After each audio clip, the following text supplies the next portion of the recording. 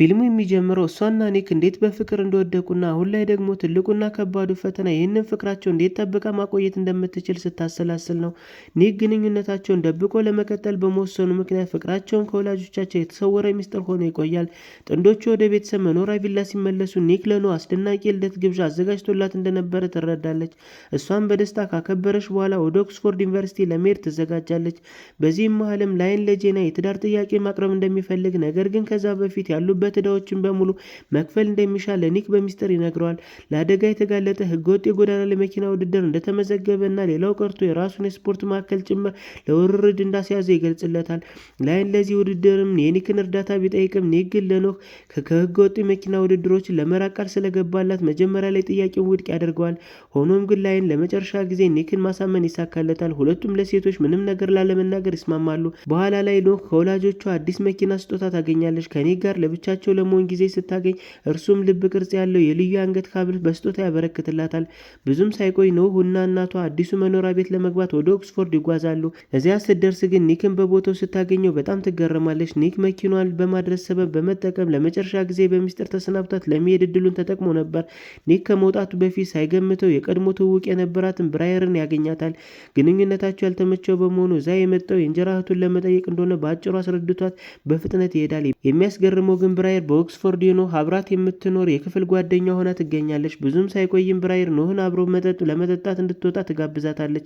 ኖህ መጠጥ አብስታ ከጠጣች በኋላ ትልቁ ሚስጥሯን ከኒክ ጋር የፍቅር ግንኙነት እንዳላት ለብራየር ትነግራታለች። በማግስቱም ጠዋት ኖህ የመጀመሪያው አውቶሞቲቭ ኢንጂነሪንግ ክፍል ትገኛለች። እዛም እንደሷ የመኪና ፍቅር ያለው ማይክል የተባለ ተማሪ ትተዋወቃለች። ከክፍል በኋላ ማይክልም ከእሷ ጋር የፍቅር ስሜት ለማሳየት ይሞክራል። እናም ስልክ ቁጥሩን ይሰጣታል። በዛም ምሽትም ኖህና ኒክ ቪዲዮ ጥሪ ይገናኛሉ። ኒክ በሊስተር የቤተሰብ ኩባንያና በአንድ አዲስ ቴክኖሎጂ ድርጅት መካከል የሚደረገው ውህደት ለማወጅ የሚደረግ ጋዜጣዊ መግለጫ ላይ እንደሚጨነቅ ይነግራታል። ኖህም በቦታው ተገኝታ እንደምትደግፈው ቃል ትገባለታለች።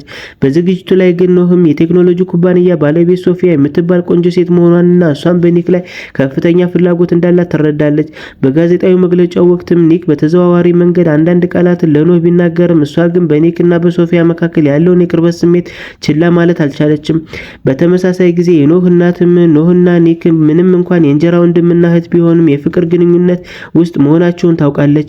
እናቷ በነገሩ በጣም ተቆጥታ ኖህን ግንኙነታቸውን በአስቸኳይ እንድታቆም ታዛለች።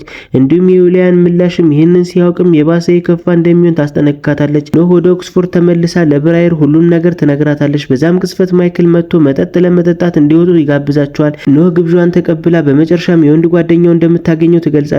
ኒክ ወደ ባሩ ሲደርስም ኖህና ብራየር አብረው በማየቱ ደነገጠ። ብራየርም ኒክ እንደማታውቀው ትሆናለች። ኒክ ደግሞ ኖህና ማይክል እየተቀራረቡ ሲሄዱ እያየ ምሽቱን ሙሉ በሙሉ ባልተመቸ ስሜት ያሳልፋል። በኋላ ላይ ብራየር መጠጥ ለማምጣት ከኒክ ጋር ስትሄድ ኒክ ቀደም ሲል በመካከላቸው የነበረው ነገር እንደሚጸጸትና ኖህን እንድታቅ እንደማይፈልግ ይነግራታል። ይህ እንዲህ እንዳለ ላይን ለህገወጥ ውድድሩ ዝግጅቱን ይቀጥላል። ላይንም ጅሙን ያስያዘው በሮኒ ላይ እንደሆነ ይገልጻል። ሮኒ አሁንም ላይ በእስር ቤት ስላለ ክሩዝ የተባለ ተባባሪ በሱ ስም ይወዳደራል። ከጥቂት ቀናት በኋላ ቤተሰቡ እንደገና ይገናኛል። ዊሊያም ሶፊያን ቴኒስ እንድትጫወት ስለጋበዛት እሷም በቦታው ተገኝታለች። በጨዋታም ወቅትም ኒክ እና ሶፊያ አጋር ይሆናሉ። ሶፊያ ለጥቂት ጊዜ ፈቀቅ ስትል ዊሊያም ለኒክ እሱና ሶፊያ ፍጹም ጥንዶች እንደሚሆኑ ይነግረዋል። ይህ አስተያየት በኖህ ላይ ከፍተኛ ቅናት ይቀሰቅሳል። እሷም በስሜታዊነት ተገፋፍታ እሷና ኒክ ፍቅረኛሞች መሆናቸውን በይፋ ትናገራለች። እንደ መጥፎ ሆኖ ግን ይህ የእምነት ቃል በተገላቢጦሽ ይጎዳቸዋል። ዊሊያም ግንኙነታቸውን ከቀጠሉ እንደሚያጠፈውና አልፎም ተርፎ ኖህ የኦክስፎርድ ቦታዋን ልታጣ እንደምትችል ያስፈራራታል። በዚህም ምክንያት ኖህና ኒክ እንደተለያዩ በመምሰል ለመዋሸት ይወስናሉ። በዚህም በኋላም ኖህ የሆነውን ነገር ለጄና ትነግራታለች። ሁለቱንም በአንድ ጓደኛቸውን አማካኝነት ኒክና ላይን በህገወጥ ውድድር ላይ እየተሳተፉ መሆናቸውን ይደርሱበታል። በፍጥነት ወደ ውድድሩ ቦታ ያመራሉ። እዛም ኖህና ኒክ መኪና ትገባለች። ውድድሩም ይጀምራል። ምንም እንኳን ኖህ ለኒክ የመጀመሪያ ጊዜ ቢጨቃጨቁም በኋላ ላይ ግን የአሽከርካሪ ምክሮችን መስጠት ትጀምራለች። ምንም ያህልም ቢጥሩም ክሩዝን በማጭበርበር ውድድሩን ያሸንፋሉ። በነገሩ የተናደደችው ኖህ ክሩዝን ተጋፍጣ በድጋሚ ውድድር እንዲያደርጉት ጠይቃለች። ሆኖም ሌላ ውድድር ከመጀመሩ በፊት ፖሊስ በመምጣቱ ሁሉም ነገር ይበታተናል። ጄና ላይን የራሱን ጂም ለአደጋ ማጋለጡን ስታቅ በጣም ታዝናለች። እናም ስለ ግንኙነታቸው በማሰብ የተወሰነ ጊዜ ትጠይቃለች። ከዚያም ከኖህ ጋር ለጥቂት ቀናት ወደ ኦክስፎርድ ትጓዛለች። ኒክ ለኖህ የሚወደውን ሰማያዊ አበባ በመላክ ይቅርታ ለመጠየቅ ይሞክራል። ሆኖም በኋላ ስልክ ደውሎ ከማይክል ጋር ግንኙነት እያሳለፈች መሆኗን ሲረዳ ይቀናል። ነገሮች ይበልጥ እየተበላሹ የሚሄዱት ከሶፊያ ጋር ለስራ ጉዞ መሄድ እንዳለበት ሲነግራት ነው። ቀስ በቀስ ግንኙነታቸው እየሻከረ ይሄዳል። ኒክና ሶፊያ በአንድ አስፈላጊ የስራ ስምምነት መጠናቀቁን ሲያከብሩ ኖክ ደግሞ ከጓደኞቿ ጋር ለመዝናናት ትወጣለች። ሁለቱም ወገኖች መጠጥ ያበዛሉ። በዚህም ምክንያት ኖክና ማይክል የቅርብ ስሜት የሚጋሩ ቅስፈት ይፈጥራል። ሌላ በኩል ደግሞ ኒክና ሶፊያ ገደቡን ለማለፍ ይቃረባሉ። ሆኖም ግን ሁለቱም ጥንዶች ከመጠን በላይ አልሄዱም። በማግስቱም ጠዋት ኒክ የኖህን የፓርቲ ፎቶዎችን አይቶ ወደ እሷ በፍጥነት ይመጣል። በውስጣቸውም ባለው ቅናት አለመተማመን ምክንያት ይጣላሉ። ሆኖም ኒክ ለኖህ የእኔ ነሽ ስላት ይሳሳማሉ እናም ይታረቃሉ። ኖክ በእጁ ላይ እርሱ የእሷ መሆኑን ትጽፍበታለች። ኒክ በተጨማሪ በላይና በክሩዝ መካከል የነበረውን የገንዘብ ችግር በገንዘብ እንዲፈታው፣ ይህ ማለትም ኖህ የራሷን ክሩዝን መጋፈጥ እንደሚያስፈልጋት ይነግራታል። በተወሰነ ጊዜ ሁሉም ነገር እንደገና ፍጹም ይመስላል። ነገር ግን ብራየር በሶፊያ የኢንስታግራም ላይ የፓርቲው ምሽትን በተካሄደበት ወቅትም ኒክ በመዋሸቱ የሚያረጋግጥ ፎቶ እስክታገኝ ድረስ ብቻ ነበር። ይህ መገለጥ ሌላ ትልቅ ጭቅጭቅ ይቀሰቅሳል። በዚህም ጊዜ ኖህም ግዴለሽ ውሳኔ ወስዳ ከክሩዝ ጋር ለመወዳደር ትገባለች። እሷን በመምጣቷን ሲያይም ክሩዝን ወዲያውኑ ለሮኒ ሁሉም ነገር በታቀደው መሰረት እየሄደ መሆኑን ያሳውቃል። ሮኒ ኒክን በቦታው እንደሌለ ሲረዳ ከእስር ቤት ሆኖ ለኒክ ይደውልለታል እና ኖህ ያለችበትን አደጋ ያስጠነቅቀዋል። ኒክ ነገሩ ሙሉ በሙሉ ወጥመድ መሆኑን ወዲያውኑ ተረድቶ ወደ ስፍራው ይፈጥናል። እሱም ሲደርስም ውድድሩን አስቀድሞ ተጀምሮ ነበር። በሞተር ሳይክሉ እየተከተላቸው ኖህን ለማስጠንቀቅ በከፍተኛ ሁኔታ ይሞክራል። እቅዱ ሊሳካ ጥቂት ሲቀረው ግን ክሩዝ ገዳይ ስህተት ይሰራና ለኖህ ታስቦ የነበረውን የመኪና አደጋ በሱ ላይ ይደርሳል። አደጋው ኖህን በድንጋጤ ውስጥ ይተዋል። ከዛም ኒክ እውነቱን ይነግራታል። ክሩዝ ለሮኒ ይሰራ እንደነበረና ሁለቱም እሷን በማስወገድ እቅድ እንደነበረ ይገልጻል። በኖህ መረጋጋት ፈንታ ኒክን ስለ ደህንነቷ ስጋት ለረጅም ጊዜ አውቆ ሳይነግራት በመቆየቱ በጣም ታዝናለች። እንደገና እውነቱን የደበቀው እሷን ለመጠበቅ በሚል ሰበብ ነበር።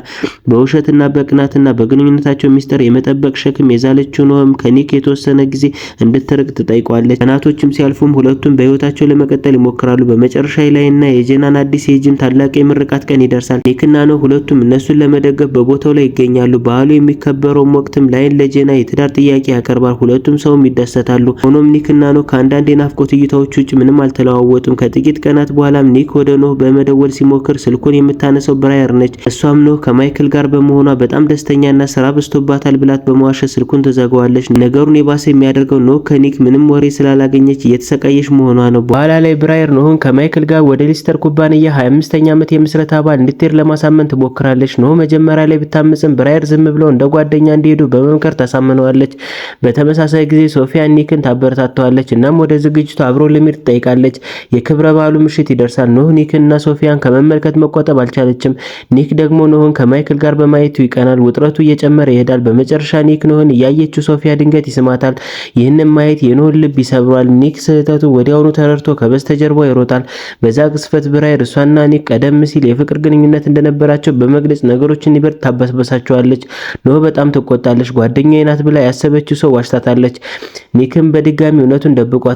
ኖህ ከፓርቲ ውስጥ ወጣ ማይክል ለኒክ እሱና ኖህ ጓደኛሞች ብቻ መሆናቸውን ያስረዳዋል። ኒክ በመጨረሻም ብራየር ሁለቱን እያተጫወተችባቸውና እያተላለችው እንደነበር ይረዳል። ማይክል ኖህን ለማጽናናት ወደ ቤት ይወስዳታል። እሷ ውስጥ የሚያያቸው መልካም ባህሪ በሙሉ ይነግራታል። እናም ደስተኛ በመሆን የሚገባት ያረጋግጥላታል። በተሰባበረ ስሜት ውስጥ ሆነው ይሳሳማሉ። እናም ምሽቱን አብረው ያሳልፋሉ። በማግስቱ ጠዋት ኖህ በሆነው ነገር ወዲያውኑ ትጸጸታለች። ከማይክል ቤት ወጥታ ወደ ዶርም ትመለሳለች። እዚያም ኒክ ሌሊቱን ሙሉ ሲጠብቃት ታገኘዋለች። ኖህም አሁን በቁጣ ላይ ነች። የተናደደ የኒክ ውሸት ብቻ ሳይሆን ከብራየር ጋር እንድትቀራረብ ስለፈቀደላት ጭምር ነው። ኒክ ብራየርን ሁለቱን እንደተለለች ያብራራል። እንዲሁም ሶፊያን የሳማት ብራየር ኖህን ከማይክል ጋር ፍቅር ጀምራለች ብላ ስላሳመነችው ብቻ እንደሆነ ያምናል። ኖህ በእንባ ትፈሳለች። ማይክል ወደ ስልኳ ሲደውልና ኒክ አዳሯ የት እንዳደረገች ሲጠይቃት እውነቱን ይረዳል። ኒክ ማይክልን ለመጋፈጥ በንዴት ይወጣል። ማይክል ለኒክ ግንኙነታቸውን ያጠፋው ራሱ ኒክ መሆኑን እውነቱን በመደበቅ በመዋሸትና በስሜት ክፍት ባለመሆን እንደሆነ ይነግረዋል። ኒክ ራሱን መቆጣጠር አቅቶት በማይክል ላይ ከባድ የኃይል ጥቃት ድብደባ ይሰነዝራል። በመጨረሻም ኖህ ኒክን ከማይክል ቤት ውጭ ስታገኘው እሱም ማድረግ የሚችለው ብቸኛው ነገር ይቅርታ መጠየቅ ብቻ ነበር። ተጨማሪ ነገር ከመነጋገራቸው በፊት ፖሊሶች በቦታው ደርሰው ኒክን በሰው ላይ ጥቃት በማድረስ ወንጀል በቁጥጥር ስር ላይ ያውሉታል። ታሪኩም እዚህ ላይ ያበቃል። ውድ የሙሌ ሲኒማ ቤተሰቦች የዛሬው ፊልም ይህን ይመስል ነበር። ስለተከታተላችሁን ከልብ እናመሰግናለን። ቤተሰብ ያልሆናችሁ ከታች ሰብስክራይብ የሚለውን በተን በመጫን የቤተሰባችን አባል እንዲሆኑ እንጋብዛለን። መልካም ቆይታ